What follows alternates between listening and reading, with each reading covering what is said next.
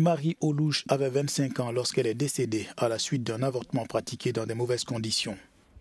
Sa tombe se trouve à Karabok, un petit village de l'ouest du Kenya, à côté de la maison où elle vivait avec son mari et ses 2 enfants. Dans ce pays, l'avortement n'est légal que si la santé de la femme est en danger. Un danger non précisé par la loi. Peut-être a-t-elle refusé de dire la vérité parce qu'elle avait décidé dans son esprit qu'elle devait avorter et aussi parce qu'elle savait que c'était illégal et que personne dans la communauté n'accepterait ou n'autoriserait l'avortement, ce qui l'a poussée à mentir à ce sujet et à cacher la vérité. Je peux le dire, même si elle ne nous l'a pas dit, je peux dire que c'est la raison pour laquelle elle a caché la vérité.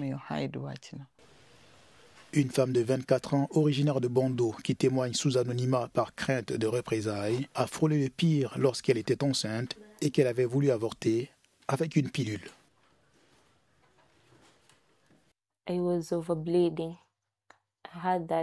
Je saignais beaucoup, j'avais des douleurs abdominales, je devenais trop pâle.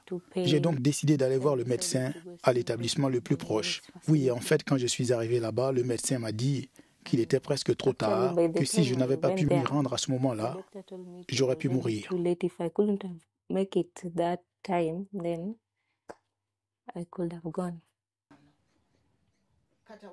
Nichées dans des ruelles secondaires à travers le pays, les cliniques continuent de fournir aux femmes des soins post-avortement au péril de leur vie. Une pratique que combat l'avocat Charles Kandiama.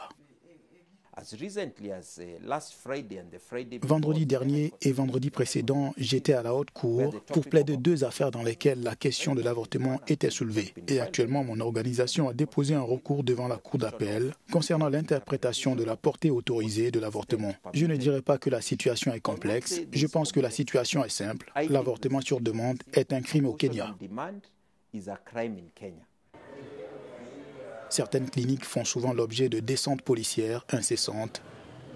Pour des femmes comme Marie Olouche, les conséquences du silence et de la stigmatisation restent douloureuses.